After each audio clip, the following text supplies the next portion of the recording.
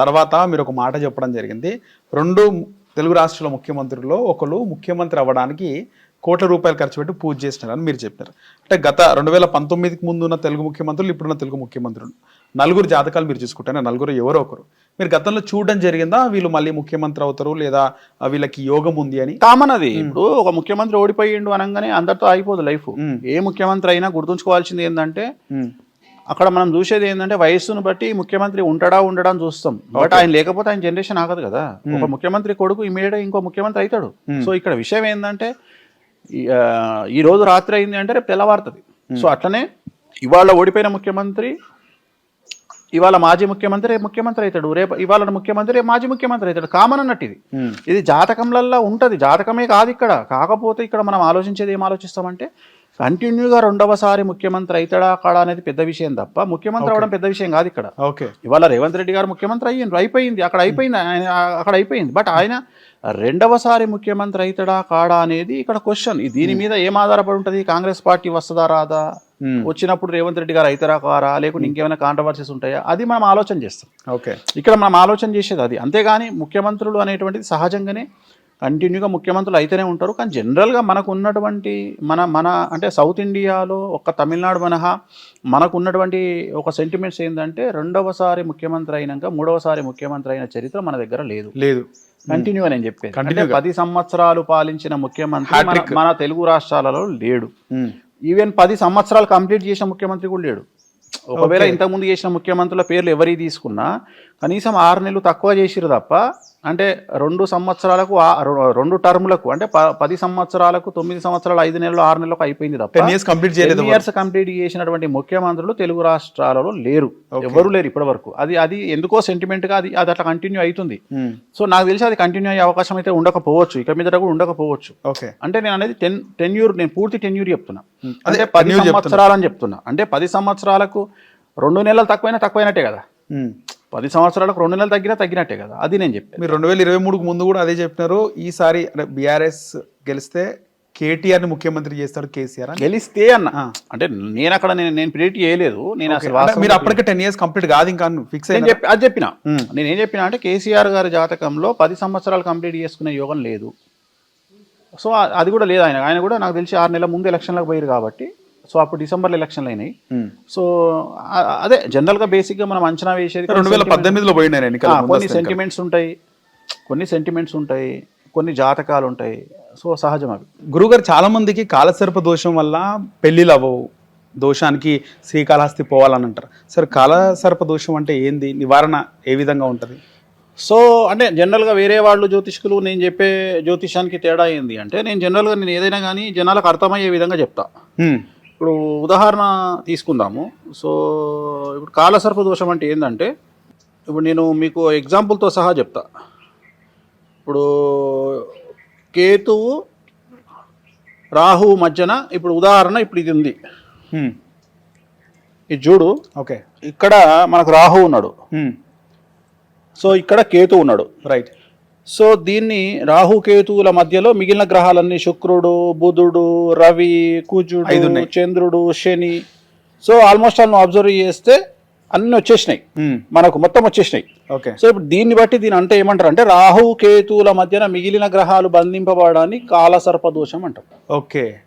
So ఇప్పుడు ఈ సంవత్సరం మనకు అది 2 నెలలు వస్తుంది, ఈ సంవత్సరం. సో ఎవరెవరికైతే ఇప్పుడు నేను మాట్లాడిన విధంగా వాళ్ళు ఈ టైంలో పుడతారో వాళ్ళందరి జాతకంలో కాలసర్పదోషం ఉన్నట్లు లెక్క.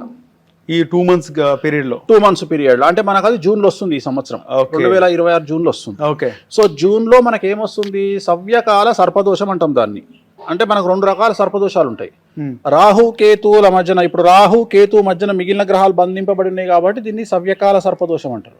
ఒకవేళ కేతువు రాహు మధ్యన మిగిలిన గ్రహాలు బంధింపబడి ఉంటే దాన్ని అపసవ్యకాల సర్పదోషం అంటారు. సో దీన్ని కాలసర్పదోషం అంటాం. సో కాలసర్పదోషం అనేటువంటిది జనరల్ గా మనకి ఏం చేస్తుంది అంటే, ఇక్కడ కాలము అంటే దాని అర్థం ఏంది అంటే సమయము అని అర్థం. కాలము అంటే సమయం, రైట్. సర్పము అంటే సర్పం, మనకు తెలుసు ఆ విషయం.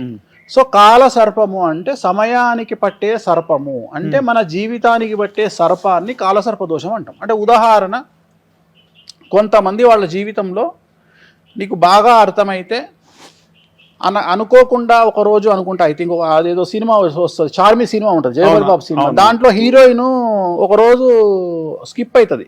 ఆమె డ్రగ్స్ తీసుకొని ఒక డే స్కిప్ అవుతుంది. ఆమెకు తెలియదు. తెల్లారంటే 12వ తారీఖు నాడు రాత్రి పడుకున్న మనిషి 14 మార్నింగ్ లేస్తుంది, మధ్యలో 13 మిస్ అవుతుంది. అంటే వేస్ట్ అయిపోయింది ఆ డే ఆమె జీవితంలో.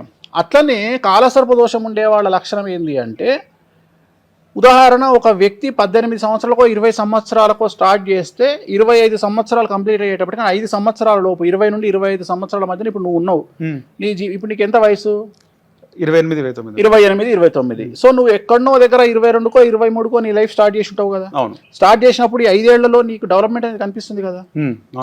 అంటే పలాని నరేష్ ఏం చేసిండా అంటే, సార్ నేను 23 గురువు గారు ఈ పని స్టార్ట్ చేసిన, 25కి ఇక్కడికి వచ్చిన సార్. ఇగో 23లో నాకు 2 వీలర్ ఉండే, 25లో నాకు ఇప్పుడు 28 ఏళ్ళకు నాకు కారు ఉంది సార్. నేను అప్పుడు సింగిల్ బెడ్రూమ్ ఇల్లు కొనుక్కున్నా సార్, ఇప్పుడు డబుల్ బెడ్రూమ్ ఇల్లు కొనుక్కున్నా సార్. ఆ రోజు నా బ్యాంక్ బ్యాలెన్స్ ఒక 5 లక్షలు సార్, ఇవాళ నా బ్యాంక్ బ్యాలెన్స్. అంటే నువ్వు చెప్పుకోవడానికి ఈ 5 ఏళ్లలో నీ లైఫ్ గ్రాఫ్ ఇట్లా పెరిగింది కదా. రైట్. సో ఇలా పెరగకుండా ఇలా కంటిన్యూ అవ్వడం కాలసర్పదోషం. ఓకే. అంటే నీ ఎక్కడ వేసిన గొంగలి అక్కడ ఉండడమే అనేటువంటి కాలసర్పదోషం. డెవలప్మెంట్ ఉండదు. కానీ కొంతమంది డెవలప్ అయినా కూడా వాళ్ళకు మిగలవు. నేను అదే చెప్తున్నా. ఇప్పుడు ఉదాహరణ ఎట్లుంటది అంటే, ఈ కాలసర్పదోషంలో ఒకటి ఇలా వెళ్ళడం, రెండోది ఇలా వెళ్ళి ఇలా రావడం. ఓకే. అంటే ఉదాహరణ, జీవితంలో ఏమీ లేని వ్యక్తి డబ్బు సంపాదించి 10 కోట్లు సంపాదించి కింద పడిపోవడం కాలసర్పదోషం. రైట్. సో ఇలా రకరకాలుగా ఉంటాయి కాలసర్పదోషం. అంటే ఉదాహరణ, ఫ్యామిలీ మొత్తం యాక్సిడెంట్లు అవ్వడం. అంటే ఒకటే ఫ్యామిలీ, ఇప్పుడు మనం వింటుంటాం, మనం ఏదో దర్శనానికి పోయి వస్తున్నారు, సడన్గా అనుకోకుండా యాక్సిడెంట్ అయ్యి ఫ్యామిలీ చనిపోయింది, కాలసర్పదోషం. సో మగపిల్లలు పుట్టి చనిపోవడం, అలాగే మగపిల్లలు ఆటిజంతో పుట్టడం, అలాగే భార్యాభర్తలు విడిపోవడం, ఓకే, అలాగే క్యాన్సర్ వల్ల చనిపోవడం. ఇప్పుడు క్యాన్సర్ వల్ల 70 ఏళ్ళకి చనిపోవడం వేరు, క్యాన్సర్ వల్ల 50 ఏళ్ళకి చనిపోవడం వేరు. 50 ఏళ్ళు అంటే యంగ్ స్టేజ్ ఈ జనరేషన్ లో. హిట్ టీవీ యాప్, ఇందులో short news, live news, entertainment shows, movies, digital magazines తో పాటు మీ జిల్లా వార్తలను కూడా ఫ్రీగా చూడొచ్చు. ఇంకెందుకు ఆలస్యం, వెంటనే హిట్ టీవీ యాప్ ని డౌన్లోడ్ చేసుకుని ఫ్రీగా ఎంటర్టైన్మెంట్ పొందండి. Hit TV app. Hit TV app. Please download hit TV app. Hit TV app ని ఫ్రీగా డౌన్లోడ్ చేసుకుని ఎంజాయ్ చేయండి. మీకు నచ్చిన ఎంటర్టైన్మెంట్ కోసం హిట్ టీవీ యాప్ ని ఫ్రీగా డౌన్లోడ్ చేసుకుని ఎంజాయ్ చేయండి. హిట్ టీవీ యాప్ ని డౌన్లోడ్ చేసుకుని ఆస్వాదించండి, ఆశీర్వదించండి. ఇంతమంది సెలబ్రిటీలు హిట్ టీవీ యాప్ ని డౌన్లోడ్ చేసుకోండి అని చెప్తున్నారంటే ఎంత మంచి యాప్ ఆలోచించండి. అమెరికాలో చదవాలనుకునే వాళ్ళకి విశ్వసనీయమైన పేరు మన శౌర్య కన్సల్టెన్సీ. UK లో 1 year masters, UK లో 1 year masters, 2 years work permit up to 5 years visa. Contact Saurya Consultancy. Contact 89851 89851.